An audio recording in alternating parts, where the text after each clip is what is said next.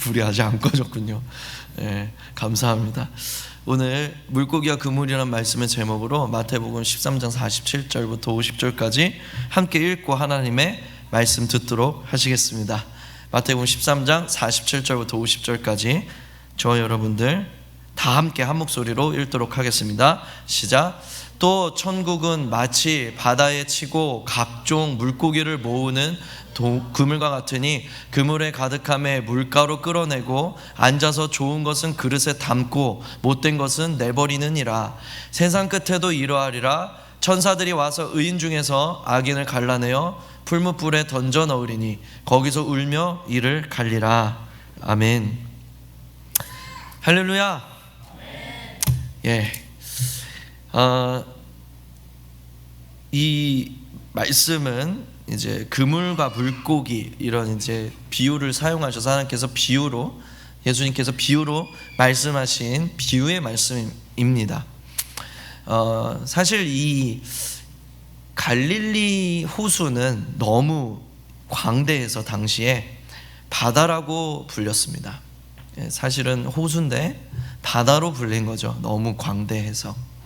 그리고 그곳에서 어부로 활동하던 많은 이들 중에서 이제 예수님의 제자들이 많이 뽑혔어요. 예수님의 제자들이 신분이 화려한 사람들이 아니라 다들 이렇게 미천한 사람들이 예수님의 제자가 되었습니다. 그래서 오늘 이 물고기와 그물의 비유는 사실 제자들의 귀에 굉장히 잘 이해가 되었을 거예요. 우리는 이것을 배경 지식을 좀 알아야 되고 하는 과정이 필요하지만 이 어부들의 입장에서는, 제자들의 입장에서는 너무 자기들에게 친밀한 이야기고 너무 이해가 잘 되는 말씀이었다는 거죠. 이처럼 우리 주님은 우리에게 정말 자기를 드러내시려고 애를 쓰시는 분이세요. 이걸 계시라고 하잖아요. 예수님이 자기 자신을 드러내고 그분의 말씀을 우리에게 풀어주시는 걸 계시라고 하는데, 우리가 그분을 우리에게 계시해 주시지 않으시면 우리가 그분을 알 수도 없고 볼 수도 없는 존재들이란 말이죠.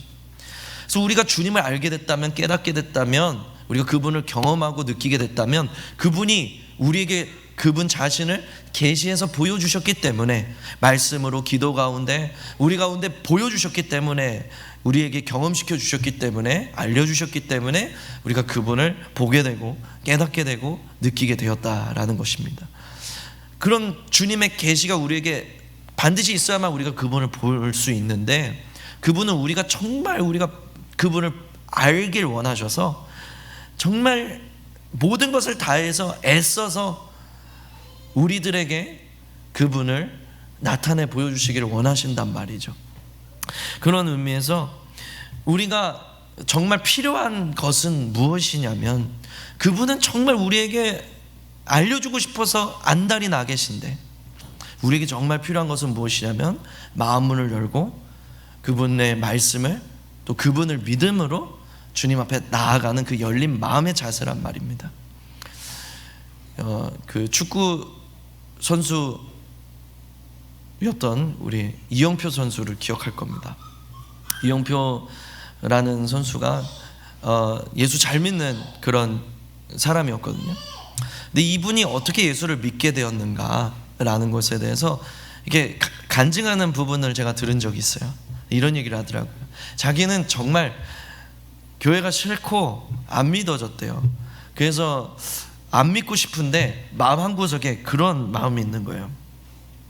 근데 이 세상에 그냥 죽어서 끝이면 다행인데, 진짜 죽었는데 죽고 나서 보니까 와, 이게 진짜 성경에 말한 게 진짜였으면 어떡하지? 이런 생각이 들었대요.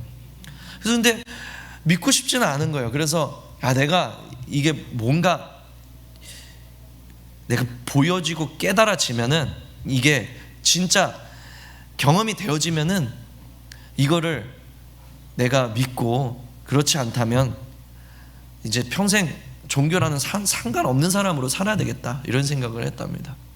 그래서 작정을 하고 기도를 하는데 이런 기도를 했대요. 하나님, 제 마음을 좀 변화시켜 주십시오. 주님을 믿을 수 있도록 좀 제 마음을 바꿔주세요. 이렇게 기도를 했다는 거예요. 근데 그 순간 성경이 진짜다, 믿어야 되는 것이다, 이런 마음이 확 생기더래요. 그래가지고 그 열린 마음을 가지고 말씀 앞에 나아갔는데 이 말씀이 이렇게 깨달아지더래요. 아, 예수님을 진짜 눈으로 목격했던 사람들이 예수님을 죽였구나, 예수님을 죽이기까지 그를 대적했구나.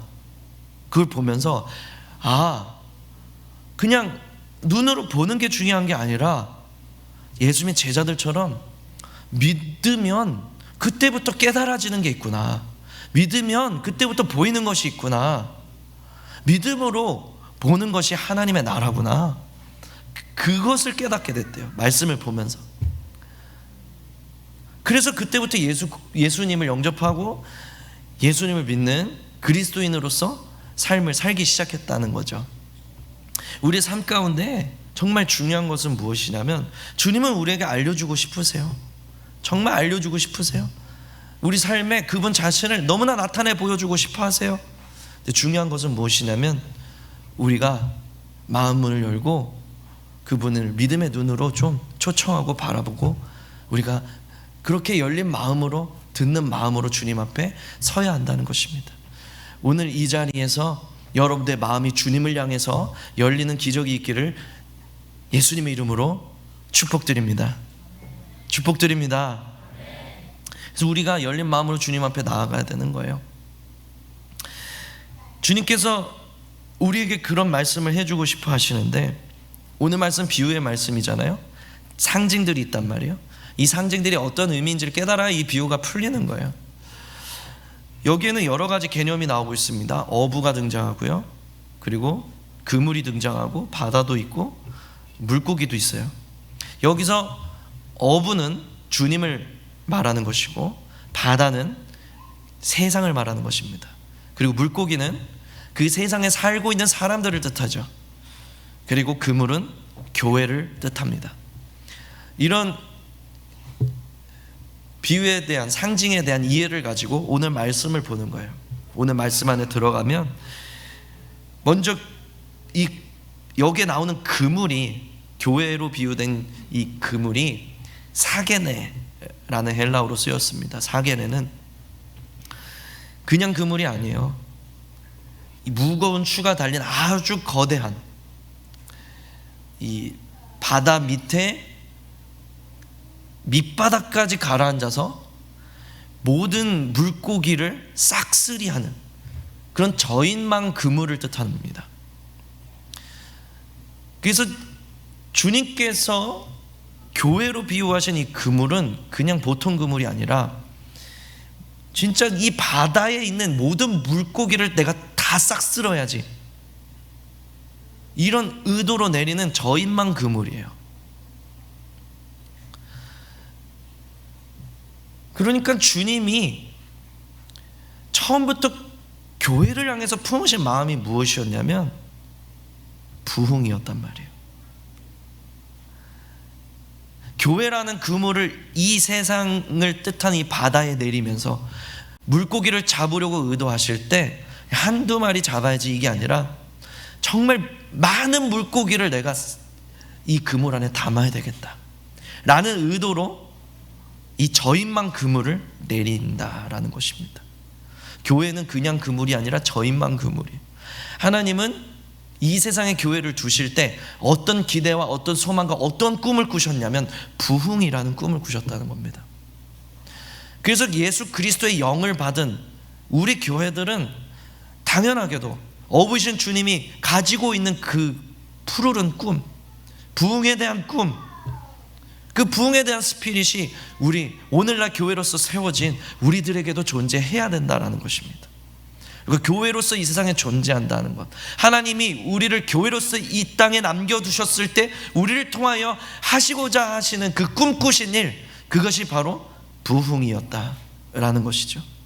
우리는 수련의 기간 동안에 부흥에 대한 성경적 원리, 그리고 그 원리에 따라서 어떻게 역사 가운데서 하나님이 이 원리대로 역사하셨는지를 수련회를 통해 보면서 부흥은 하나님의 선물이지만 이 부흥을 준비하는 사람들이 있었구나 라는 것을 보면서 우리가 부흥을 준비하자 라고 이 수련회를 통해서 우리가 깨닫고 선포하고 기도했던 것입니다. 그러므로 사랑하는 우리 지체 여러분, 주님께서 우리를 이 세상이라는 바다 아래에 그물로서 내리실 때, 그물로서 우리를 이 땅에 두실 때 우리를 통하여 부흥케 하시기를 원하시는 아버지의 마음을 믿으시기를 예수님의 이름으로 축복드립니다. 우리는 이 부흥이라는 그 마음, 그 하나님의 꿈을 우리도 품고 오늘 예배를 하는 것이고 우리의 삶을 살아가는 거예요. 우리가 살면서 죽을 때까지 우리가 예수 믿지만 당장 그 좋은 하나님 나라 돌아가지 않고 지금도 이 땅에 교회로서 존재하는 이유는 우리를 통하여서 부흥이라는 꿈을 하나님께서 이루시길 원하시는 그런 꿈과 계획과 기대가 있으시다는 거죠. 그런데 어부가 이 바다에 그물을 내릴 때에는 그가 가진 모든 열정과 기술과 모든 노하우를 다 사용해서 가장 훌륭한 때, 많은 고기가 낚일 만한 그 가장 합당한 때에 이 그물을 던진단 말입니다. 사람 어부는 실수가 있을 수 있어요. 그런데 이 어부가 누구라고 했죠? 전능하신 하나님이시라고요. 전능하신 하나님이 완전한 어부 되신 그분이 가장 완벽한 타이밍에 이 그물을 내리는 거예요. 그래서 부흥은 그분의 때가 있는 것입니다. 그분의 타이밍이 있는 거예요. 그래서 그분의 때에 선물과 같이 이 부흥이 임하는 것입니다. 그래서 우리는 낙심치 말고 무너지지 말고 포기하지 말고 그 부흥을 소망하며 기도하며 준비하는 자로서 우리의 자리를 지켜야 된다는 거죠.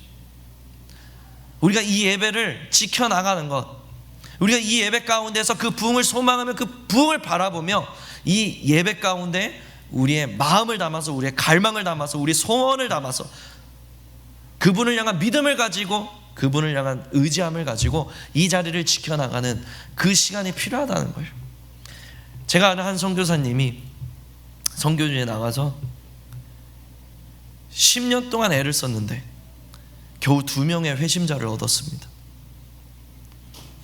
그래서 너무 실망이 된 거예요.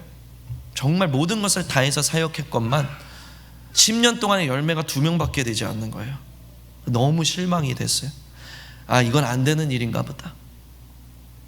그래서 이제 이 사역을 접어야 되겠다라고 생각하고, 아, 이제 나를 후원하던 모든 분들께 말씀드리고 이곳에서 철수해야 되겠다, 그렇게 생각을 품고 있는데 그날 밤에 하나님이 감동케 하셔서 하나님 밖으로 이끌어내시는 거예요. 밖에 나가서 하늘을 쳐다보는데 마치 아브라함에게 하나님이 감동을 주신 것처럼 그 선교사님의 마음을 만지시는 거예요. 마치 아브라함아 봐라, 저 하늘의 별과 같이 너의 자손들이 많아질 거야. 너에게 지금 자손 한 사람도 없지만, 너에게 아들 한 명도 없지만 너의 자손들이 저 하늘의 별처럼 많아질 거야. 그 비전을 보여주신 것처럼 이 선교사의 마음을 감동케 하시고 만져주시는 거예요. 그 감동이 너무 커서 이 선교사님이, 그래, 다시 한번 해보자, 다시 한번 하고 그때 가서 그만둬도 늦지 않겠다. 그리고 주님이 주시는 그 감동을 의지해서 포기하지 않고 다시 한번 그 사역을 시작하시는데 그 시점 이후로 무려 10,000명의 회심자를 얻게 되는 거예요. 힘쓰고 애썼지만 10년 동안 열매가 없었어요. 이건 안 되는 일이라고 생각했고 낙심했고 포기하려고 했습니다. 그러나 하나님의 정확한 타이밍에 하나님은 그 부흥을 그에게 경험케 해주시는 거죠. 부흥은 하나님의 선물이지만 그 부흥을 준비하는 자들이 반드시 있다라는 것입니다. 오늘 본문에서 이 비유에 아주 재밌는 그런 장면이 나와요. 이 어부가 마침내 그물을 들어 올립니다. 그리고 그물을 들어 올린 다음에 가득히 이 그물 안에 들어있는 이 물고기들을, 좋은 물고기, 못된 물고기, 선별하기 시작하는 거예요. 분류를 하시는 거예요. 이 장면을 통해서 우리가 가져야 되는 두 가지 교훈이 있습니다. 이 그물을 들어 올리는 이 장면은 바로 종말의 이미지예요. 예수님이 다시 오신다라는 거예요.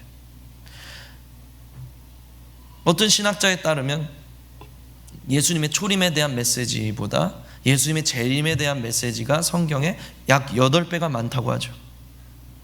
다시 오실 주님에 대해서 강하게 경고하고 있는 것이 성경의 메시지라는 것입니다. 이제 곧 우리에게 닥칠 미래에 대한 이야기, 요한계시록은 무려 99%를 다시 오실 주님을 향해 그 포커스를 맞추고 있습니다.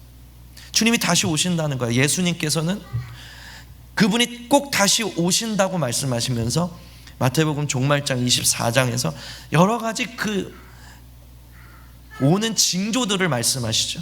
너희가 이 날씨에 대한 징조들을 보면서 날씨가 어떠할까를 너희가 보는데 어찌하여서 이 시대를 읽지 못하느냐, 그러면서 이 마지막 때에 일어날 징조들을 말씀하십니다.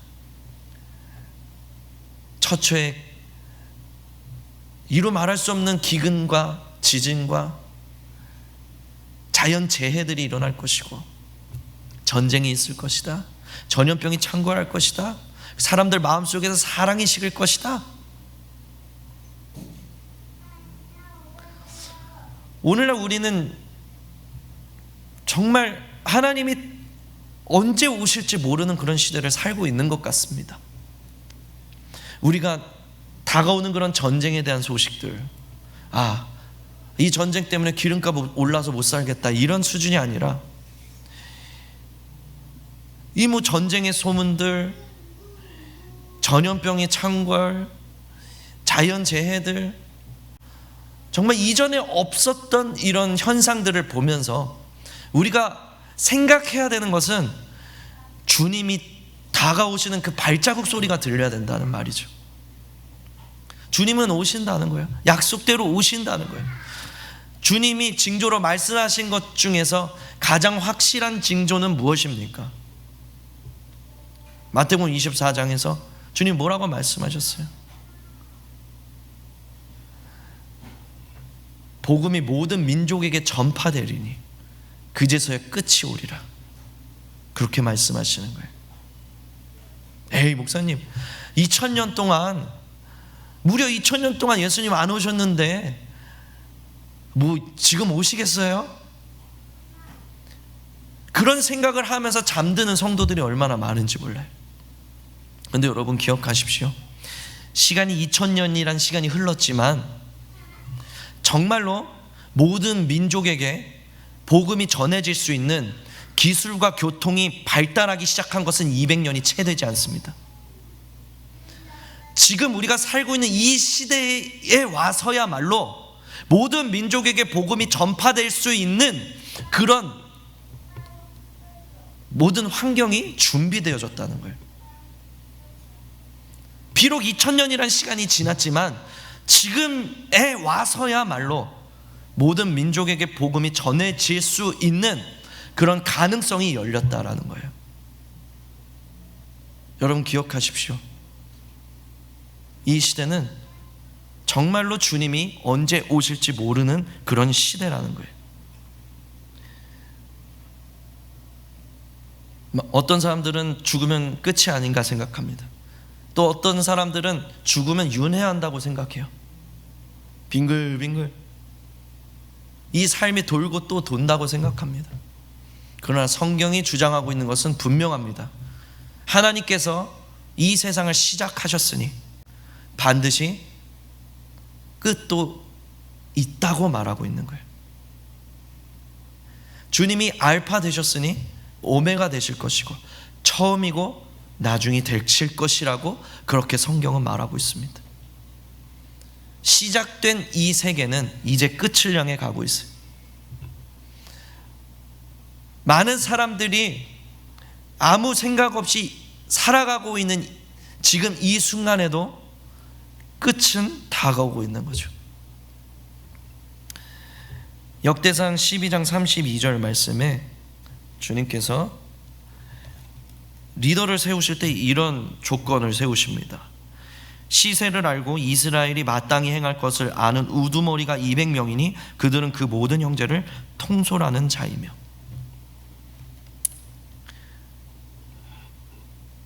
하나님이 가지신 이 영적인 리더들을 세우시는 이 기준은 마지막 때로 가면 갈수록 더 절실해질 것입니다. 이 시대를 알고 이스라엘이 마땅히 해야 할 바를 아는 자들, 그들이 이 시대의 리더가 될 것이라는 겁니다. 그런 교회, 이 시대가 어떤 시대인지를 분명히 깨닫고 이 마지막 때의 교회가 어떻게 무엇을 해야 되는지를 아는 교회가 하나님께서 이 시대에 쓰시는 교회가 될 것이라는 거예요. 이 때가 지금 마지막 때라면 교회는 무엇을 해야 되는가? 주님이 말씀하신 것처럼 기도와 말씀의 그 두 기둥으로 기름을 준비한 처녀들처럼, 신랑을 기다리는 그 기름을 준비한 처녀들처럼 깨어서 주님이 오시는 그 길을 예비해야 할 것입니다. 주님께서는 그물을 들어 올리시는 그 종말의 때를 분명히 말씀하셨습니다. 그때에 일어날 일이 무엇이냐면 좋은 것과 나쁜 것을 선별하십니다. 성경 곳곳에서는 이런 이미지를 여러 곳에서 말하고 있어요. 양과 염소를 가를 것이다. 알곡과 가라지를 가를 것이다. 좋은 물고기와 나쁜 물고기를 가를 것이다. 이 말씀을 통해서 우리가 또한 무엇을 알 수 있습니까? 첫 번째로 이 고기를 선별하시는 분은 우리가 아니라 하나님 본인이시라는 거예요. 하나님이 이 고기들을 선별하신다는 거예요. 그러므로 그날이 오기 전까지 우리는 한 그물 안에서, 교회라는 한 그물 안에서 좋은 물고기, 나쁜 물고기가 함께 있는 거예요. 그리고 우리는 그것을 판단할 수가 없어요. 내 앞에 있는 사람이 좋은 물고기인지 나쁜 물고기인지 판단할 권한이 우리에게 없습니다.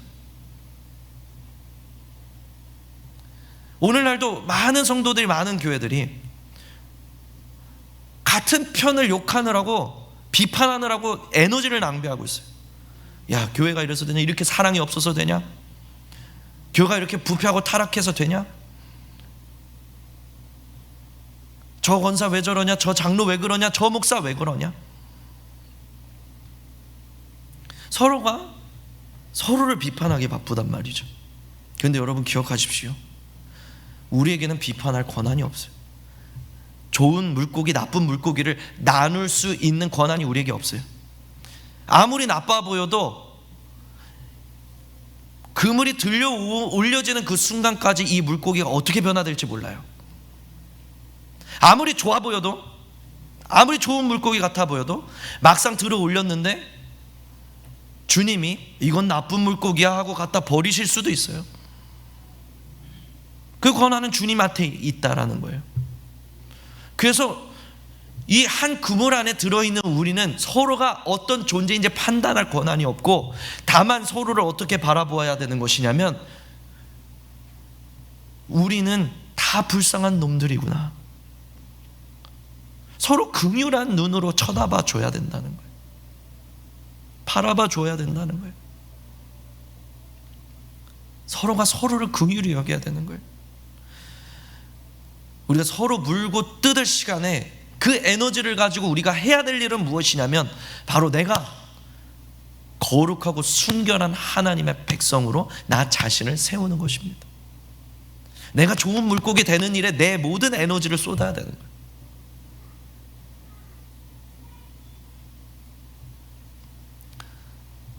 사랑하는 여러분, 주님이 오시면 마침내 그 그물이 들려 올려질 것입니다. 그럼 그 그물에 있는 모든 물고기들을 주님께서 선별하실 거예요. 그러므로 우리의 자세를 바로 하길 원합니다. 분명하지 않은 것 붙잡지 말고 분명한 것, 나 자신을 주님 앞에 세워드리는 것, 그 일에 우리의 모든 삶을 다 드리는 저와 여러분들의 삶이 되시기를 예수님의 이름으로 축복드립니다. 한편으로는 주님께서 그물을 들어 올리셔서 많은 물고기를 들어 올리셨는데, 그래서 그야말로 요한계시록에 나오는 것처럼 모든 나라와 민족과 방언 가운데서 흰옷을 입은 셀 수 없는 무리들이 주님 앞에 서 있는데, 근데 그 물고기들 중에서 선별을 하시는 거죠. 이 말은 또한 우리에게 무엇을 가르쳐 주는 것이냐면, 마지막 때에 정말 중요한 것 중 하나는, 물론 모든 세계 열방 가운데 복음이 전해지는 전도와 선교에 우리가 힘을 써야 되겠지만, 복음을 증거하는 일에 힘을 써야 되겠지만, 또한 그 복음이 어디에 증거되어야 하는 것이냐면 교회에 증거되어야 된다는 거예요. 그래서 사도 바울은, 그 세계 선교사인 사도 바울은 로마 교회를 향해서 너희가 복음을 다시 들어야 된다라고 말했던 것이고요, 그 영국 교회를 향해서 로이드 존스 목사님이 그때 당시 정말 사람의 이성 수준으로 떨어지고 있는 그 교회의 수준, 너무 인간적으로 하나님을 재단하고 있는 그 교회의 수준, 믿음이라는 게 사라지고 정말 인본주의적인 교회들이 일어나고 있는 그런 시대상 속에서 피를 토하면서 선지자적으로 선포하신 거예요. 말씀하신 거예요. 교회 안에 들어와 있다고 해서 우리가 안심해서는 안 된다. 반드시 그날이 올 텐데, 오늘 이 순간 영국 교회야말로 복음을 들어야 한다. 우리가 정신을 차려야 된다.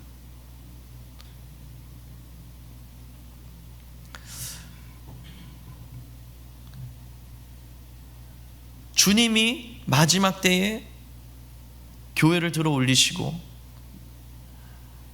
그 앞에 모인 모든 성도들을 선별하기 시작한다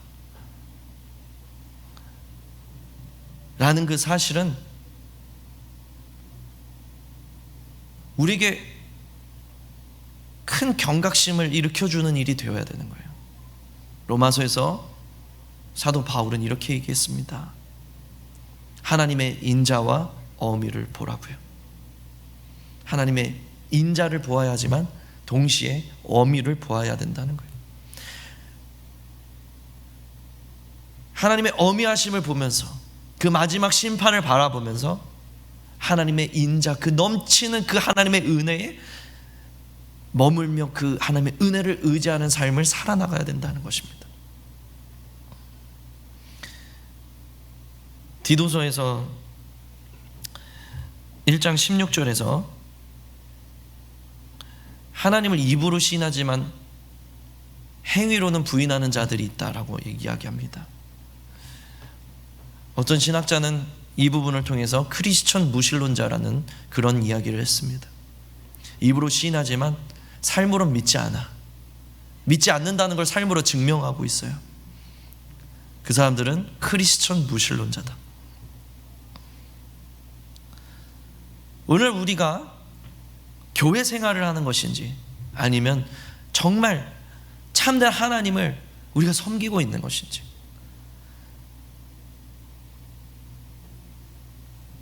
우리 공동체와 우리 모든 교회들이 이 마지막 때를 살면서 항상 나 자신을 견책하며 깨어 있어야 되는 부분이 바로 이 부분이라는 거예요. 십자가와 성령의 능력이 다시 한번 교회에 부어지기를 위해서 기도하는 저와 여러분들이 되시기를 예수님의 이름으로 축복드립니다. 누가복음 21장 36절 말씀 예수님께서 이렇게 말씀하십니다. 이러므로 너희는 장차 올 이 모든 일을 능히 피하고 인자 앞에 서도록 항상 기도하며 깨어 있으라 라고 말씀하셨습니다. 이 마지막 때를 너희가 대비하면서 항상 기도하고 깨어 있으라 라고 말씀하시는 거예요. 이 말인즉슨 무슨 말이에요? 기도하는 자가 깨어 있는 자이다 라는 거죠. 기도하는 사람이 깨어 있는 사람이라는 거예요. 여러분, 원수가 교회를 잠들게 만들려면 먼저 기도부터 죽이는 겁니다. 입부터 막는 거예요. 기도가 먼저 잠들게 만듭니다. 그게 사단이 교회를 죽이는 방법입니다. 우리는 기도와 말씀의 두 기둥을 붙잡고 성령의 능력이 교회에 다시 한번 부어져서 다시 한번 교회가 갱신되며 주님이 오시는 그 마지막 때를 바라보면서 준비하는 거룩한 신부로서 준비되도록 부르심을 받았습니다. 그게 마지막 때의 부흥의 현상이에요. 마지막 때의 부흥은 바로 이 거룩한 신부들이 일으키는 것입니다. 예수님께서는 이 마지막 때가 노아의 때와 같을 것이라고 말씀하셨습니다. 노아의 때. 사람들이 노아가 아무리 외쳐도 그냥 장가가고 시집가고 술 먹고 웃고 떠들고 인생을 즐기면서 살고 있을 때 갑자기 심판이 임했던 것처럼 마지막 때에도 그러할 것이다. 주님께서 다니엘에게 마지막 때에 대한 말씀을 주시면서 너는 이 말씀을 임봉하라 그리고 말씀하시면서 그 마지막 때에 정말 왕래가 급해지고 시간의 흐름이 빨라질 거라고 하셨어요. 여러분, 우리가 얼마나 급한 시대를 살고 있습니까? 정말 속도를 따라잡을 수가 없어요. 기술의 발달의 속도, 인터넷 속도, 정말 너무 빠르게 발전하고 있어서 정신을 못 차리겠습니다. 바로 그거예요. 정신을 못 차리는 거. 그래서 노아의 때가 되는 거예요. 시대는요, 마지막으로 가면 갈수록 더 빨라질 거예요. 그리고 여러분들은 그냥 세상에서 살기 시작하면요, 정신 못 차릴 겁니다. 정말 정신 못 차릴 거예요. 그냥 세상의 흐름에 휩쓸려 버릴 겁니다. 그게 노아의 때예요. 수많은 교회들이, 많은 성도들이 이 급한 세상의 흐름에 그저 휩쓸려 버릴 것입니다. 정신 못 차리고 있는 그때에 주님이 오실 거예요. 그래서 노아의 때와 같으니까 너희는 노아가 되라는 거죠. 정신 차리고 근신해서 마지막을 준비하라는 것입니다. 노아의 때는 노아 한 사람밖에 없었지만 성경은 두 증인과 같은 놀라운 부흥이 이 땅에 있을 것이라고 말씀하셨습니다. 역사의 마지막에 일어날 가장 놀라운 권능의 부흥, 그 부흥에 참여하는 저와 여러분들이 되길 원합니다. 그리고 저와 여러분들의 삶 가운데 이 부흥을 사모하는 그런 예수님의 마음이 공급되기를 축복드립니다. 포기하지 말고 낙심하지 아니하고 그 부흥이 임하기까지, 내가 약속한 것이 임하기까지 너희는 기다리며 기도하라. 그 말씀 붙들고 그들이 모여서 기도할 때 오순절 다락방에 약속하신 성령이 임하고 놀라운 부흥이 세계를 뒤덮었던 것처럼 우리의 예배가, 우리 공동체가 그 오순절 다락방과 같은 그 장소, 부흥을 갈망하는, 부흥을 준비하는, 아무리 열매가 없어도 아무리 시즌이 메말랐어도 그 부흥을 준비하는 자로서 기도하며 말씀 앞에 엎드리며 신부들이 기름을 준비하며 신랑을 기다렸던 것처럼 주님을 기다리는 거룩한 신부의 모습으로 우리가 서 있길 원합니다. 우리가 수련회를 통하여서 받았던 그 부흥에 대한 갈망, 그것이 이 공동체에서 마르지 않을지어다. 부흥을 아멘. 그런 저와 여러분들의 삶이 되시기를 예수님의 이름으로 축복드립니다. 우리 주님 다시 오실 때까지 함께 찬양하면서 함께 기도하는 시간 가졌으면 좋겠습니다.